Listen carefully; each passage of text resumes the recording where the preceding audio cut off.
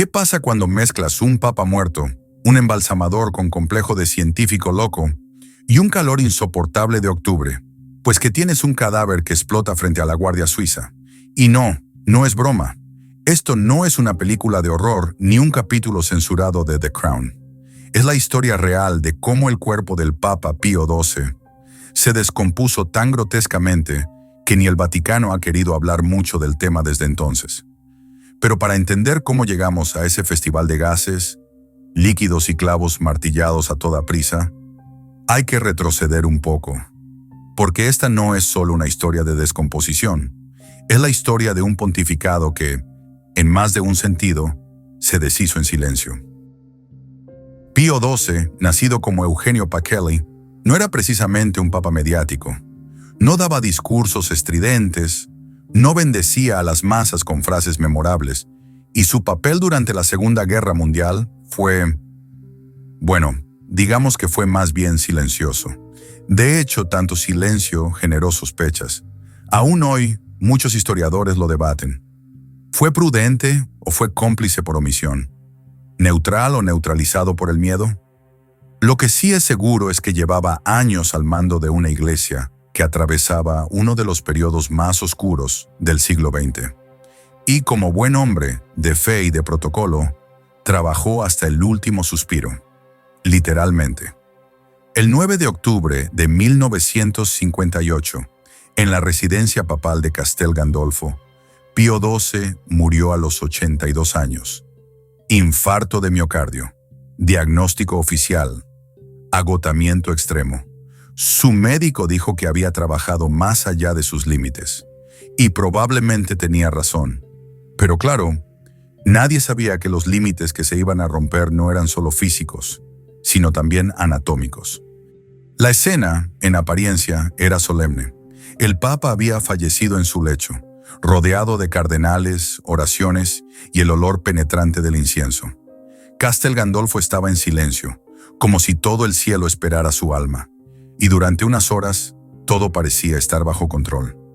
El cuerpo fue vestido con los ornamentos papales, colocado con cuidado, bendecido, custodiado por figuras que representaban siglos de tradición. Pero, como en toda buena historia de horror, lo espeluznante no ocurre de golpe. Empieza lentamente, una hinchazón leve, un sudor inexplicable en un cuerpo sin vida, un cambio de color en la piel. Y luego, el olor, ese olor. No uno que inspire espiritualidad. No, era más parecido al de un queso camembert abandonado al sol durante la Semana Santa. Nadie lo decía en voz alta, pero la incomodidad ya estaba en el aire. El Santo Padre estaba empezando a oler a herejía biológica. Y es aquí donde entra en escena nuestro personaje favorito de esta historia, el doctor Riccardo Galeazzi Lisi, médico personal del Papa, hombre de confianza del Vaticano, y como veríamos, entusiasta del método científico de vamos a improvisar y ver qué pasa. Galeazzi tenía una idea revolucionaria: embalsamar el cuerpo del Papa sin productos químicos. Nada de formaldehído, nada de técnicas modernas. Él quería hacerlo a la antigua, como los romanos, como los alquimistas, como si el cuerpo del pontífice fuera un jamón serrano de categoría A. Usó vinagre, hierbas aromáticas, resina, y para rematar, colocó el cadáver en una cámara de cristal cerrada herméticamente. Claro, lo que Galeazzi no calculó es que cuando encierras un cuerpo humano con sus propios gases y calor, lo conviertes en una olla de presión con mitra. El proceso de descomposición, que normalmente tarda días en notarse, aquí se aceleró brutalmente. El cuerpo comenzó a cocerse desde dentro, y mientras los fieles pensaban que el Papa descansaba en paz, la ciencia de Ricardo comenzaba a hacer ebullición. Para este punto, la situación ya no era un secreto en los pasillos del Vaticano. Los que se acercaban al ataúd notaban que algo no estaba bien. El Papa parecía inflado, como un globo santo listo para la procesión más explosiva de la historia. La piel, que alguna vez fue pálida y serena, empezaba a oscurecerse. Las mejillas se tensaban. Gotas se formaban en la frente del cadáver, aunque hacía horas que no respiraba. Y el olor, ese maldito olor, No había incienso que pudiera con él. Algunos cardenales intentaban rezar con cara de compostura, mientras otros contenían náuseas, como si estuvieran en un tren nocturno sin ventanas. Galeazzi seguía defendiendo su método como un visionario del Renacimiento, pero los resultados eran más cercanos a una licuadora abandonada.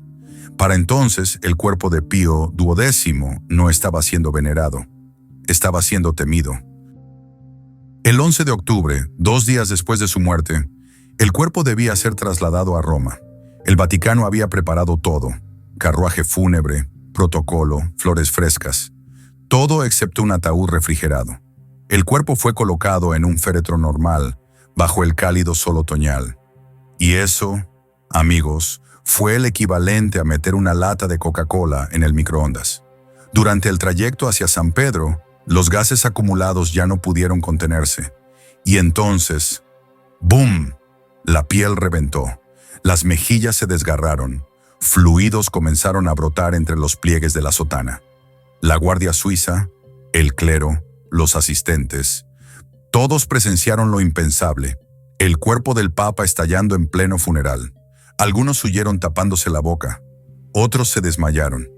Y el aroma, ese perfume infernal, se coló por cada rincón del Vaticano. El ataúd, adornado con flores, tuvo que ser sellado de emergencia, con clavos y con perfumes, mucho perfume, porque si algo estaba claro en ese momento era que el olor a santidad no era exactamente lo que todos esperaban. Uno pensaría que, después de una descomposición digna de película de terror, lo peor ya había pasado. Pero no, porque el doctor Galeazzi Lisi tenía aún una carta bajo la manga y una cámara bajo la sotana. Resulta que nuestro embalsamador amateur, mientras el Papa se hinchaba y sudaba como una olla a presión, decidió fotografiarlo. Sí, le tomó fotos al cadáver en pleno proceso de descomposición. ¿Para un estudio médico? ¿Para un archivo reservado del Vaticano? No, para vendérselas a la prensa. Buscaba fama, buscaba dinero, quizás una columna semanal, mi vida con los muertos santos. Pero lo que consiguió fue furia, una furia santa. El Vaticano reaccionó con la sutileza de un trueno. Galeazzi Lisi fue expulsado de la Casa Pontificia, acusado de traición, indignidad médica y probablemente de tener el peor juicio clínico desde la invención de la sangría medieval. No volvió a ejercer jamás en el entorno eclesiástico. El daño estaba hecho y el mundo entero ya había visto lo que nunca debía ver. A pesar de todo, el Vaticano hizo lo que mejor sabe hacer: controlar la narrativa. El cuerpo fue colocado en la Basílica de San Pedro, dentro de un ataúd sellado con urgencia, por supuesto. Los fieles desfilaron con devoción ante una caja de madera cubierta de flores, ignorantes de lo que había dentro. Creían ver al Papa en reposo eterno, pero lo que yacía bajo esa tapa ya no era un pontífice. Era un testimonio putrefacto de una cadena de malas decisiones. El Vaticano no comentó más del tema.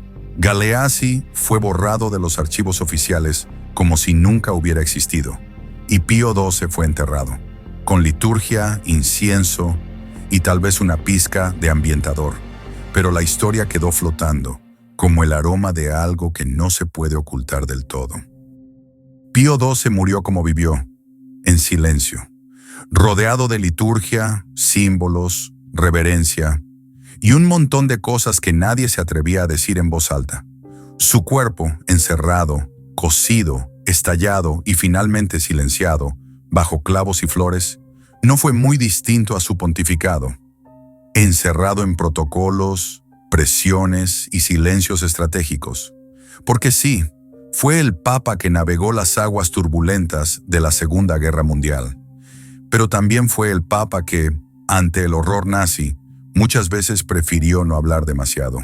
Su descomposición no fue solo biológica, fue simbólica. Un proceso silencioso, progresivo, inevitable. Como las verdades que se ocultan bajo capas de incienso. Y así terminó su historia, con un funeral que nadie olvidará, aunque muchos querrían enterrar de nuevo, porque hay cadáveres que no dejan de hablar incluso cuando explotan.